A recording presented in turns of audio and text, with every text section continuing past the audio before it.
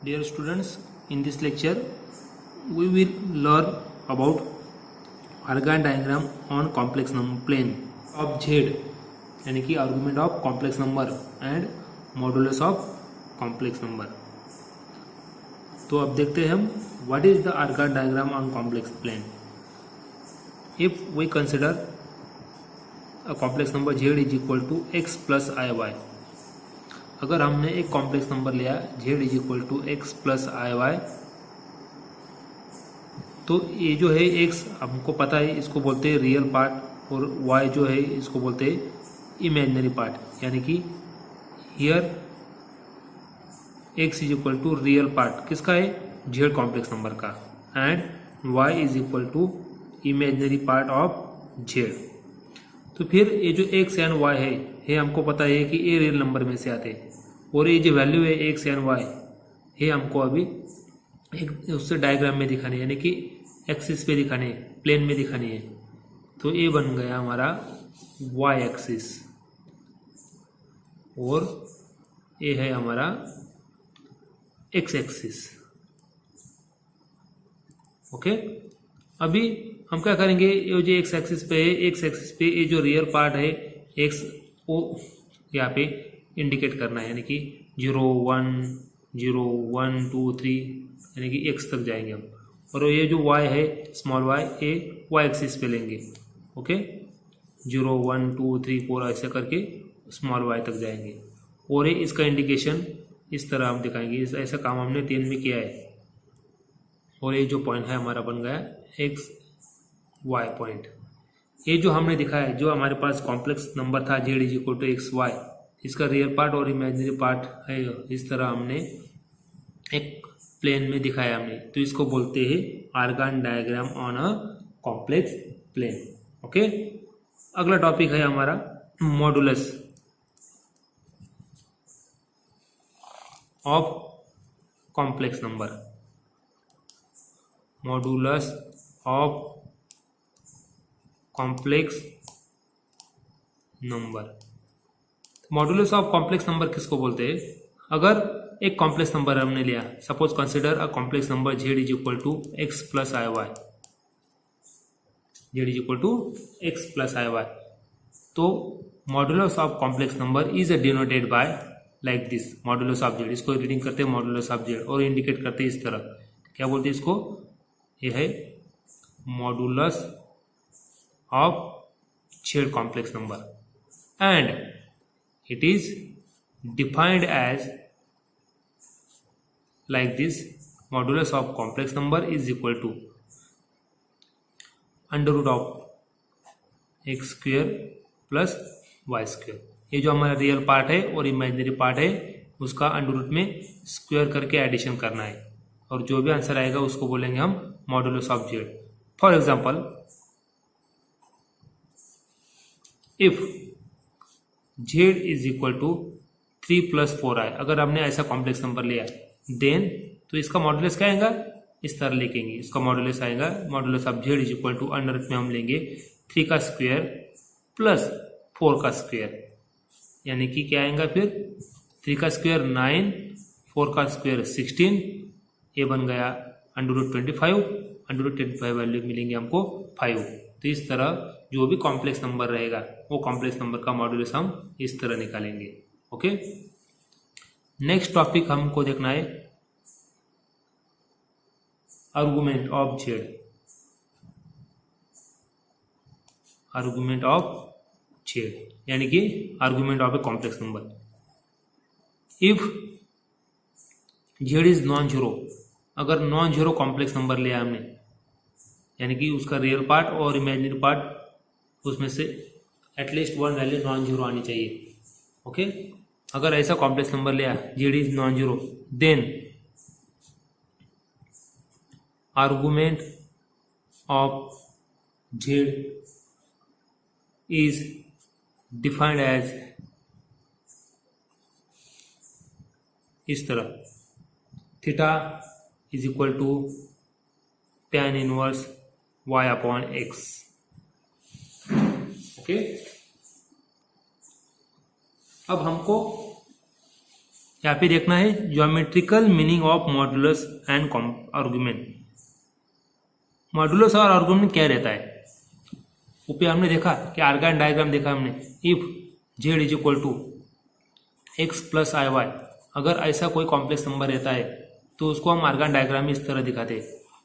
Like ये हम x axis, ये है y axis, okay. Argand diagram में जो एक्स एक्सिस रहता है उसको बोलते हैं एक्सिस ऑफ रियल्स। क्या बोलते हैं उसको, एक्सिस ऑफ रियल्स, यानी कि यहाँ पे रियल पार्ट हमको लेना पड़ता है। और ये जो है वाई एक्सिस, इसको बोलते हैं एक्सिस ऑफ इमेजनरीज।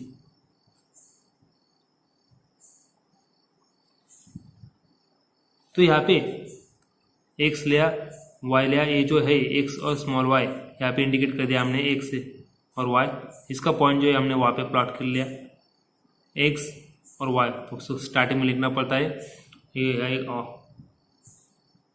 एब्सिसा और ये है ऑर्डिनेट एक्स और वाई। ये बन गया हमारा complex plane Argand diagram, okay. तो ये आर्गन डायग्राम में हम क्या करेंगे अभी, ये जो है इसको हम अगर इसको पॉइंट को हमने पी नाम दिया तो ये पी बन गया एक्स वाई। तो ये जो है हमारा ओरिजिन और ये पी पॉइंट को हमने अगर ज्वाइन कर दिया, ये बन गया डिस्टेंस ओपी। और ये जो डिस्टेंस ओपी है, ये डिस्टेंस ओपी को बोलते हैं हम मॉडुलस, ओके।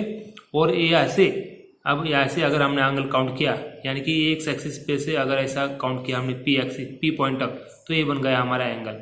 तो ये एंगल जो बन गया इसको बोलते हैं हम आर्गुमेंट। यानी कि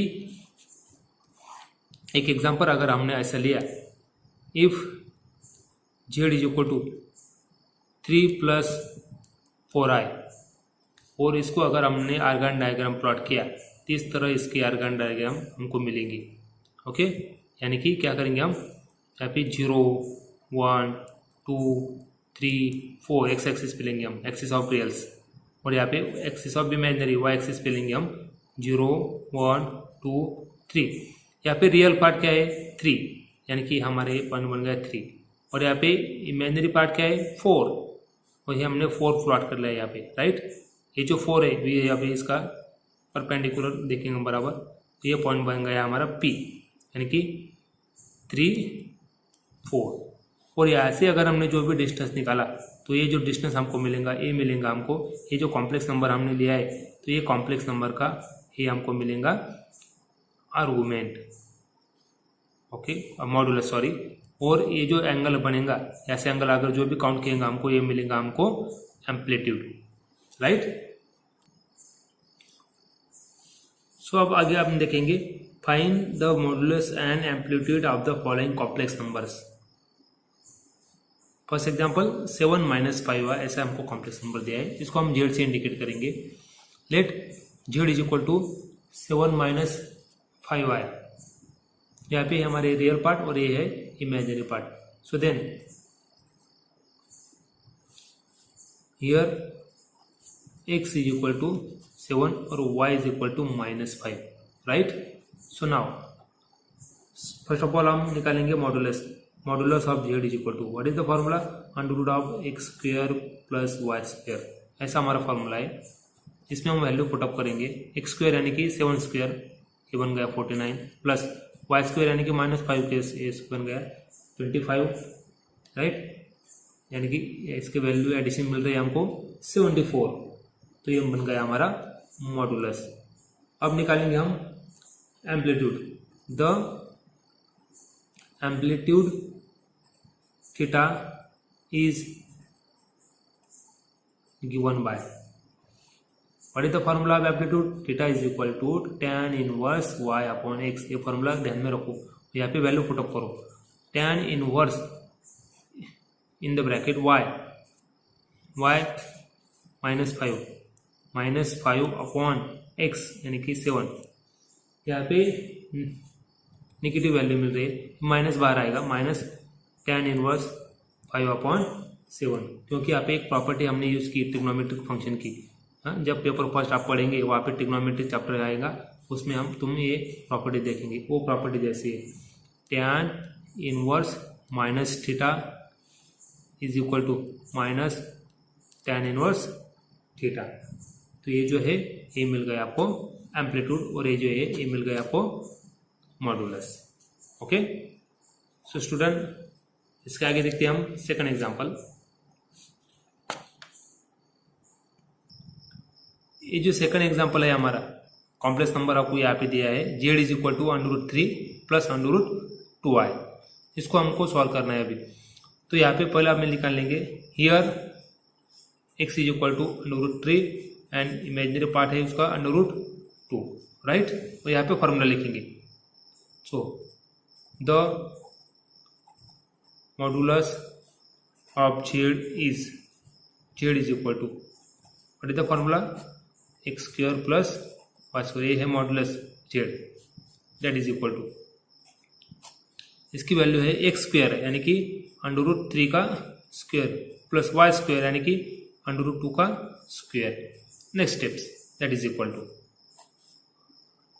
√3 का स्क्वायर 3, √2 का square 2, that is equal to √3 plus 2 5। ये बन गया हमारा modulus.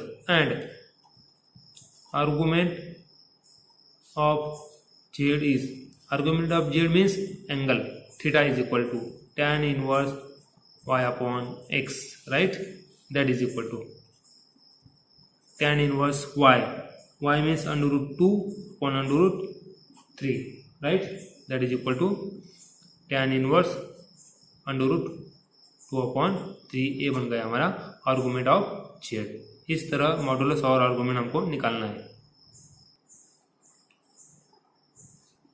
Next example, the complex number z is equal to 1 plus 2i bracket square into 1 minus i।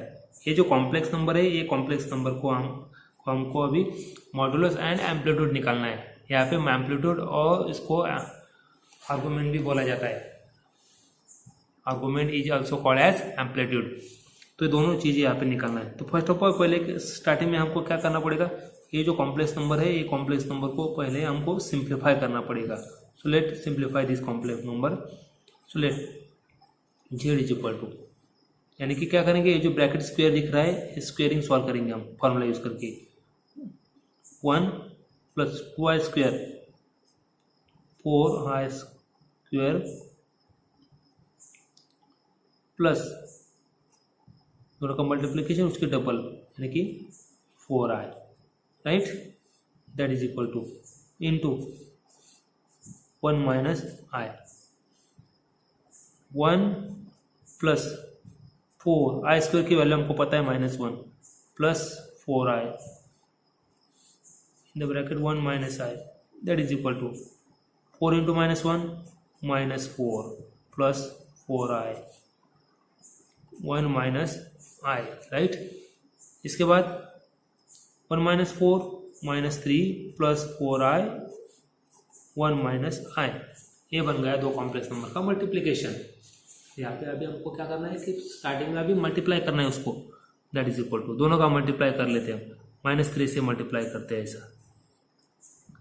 -3 into 1 -3, -3 into -i minus minus get plus 3i, 4i into 1 4i minus 4i into i 4i square, that is equal to -3 3i 4i दैट इज 7i minus 4i square की value हम रखेंगे -1, that is equal to -3 plus 7i minus minus plus 4, that is equal to 4 minus 3 1 plus 7i that is equal to z। इस तरह हमने क्या कर दिया, इस तरह हमने इसको पहले ये कॉम्प्लेक्स नंबर को सिंप्लीफाई कर लिया। सिंप्लीफाई करने के बाद अभी इसका हम मॉडुलस और एम्पलीट्यूड इजीली फाइंड आउट कर सकते हैं, right. So then modulus that is modulus of z is equal to symbolically लिखना है √x square plus y square, that is equal to यहाँ पे x की वैल्यू क्या मिलेंगे हमको, here x is equal to 1 और y इज इक्वल टू 7 यहाँ पे पुटअप करना है। x स्क्वायर यानी कि 1 स्क्वायर 1, y स्क्वायर यानी कि 7 square 49 that is equal to √50। √50 को इस तरह भी लिख सकते हैं हम 2 into 25 that is equal to 5/√2.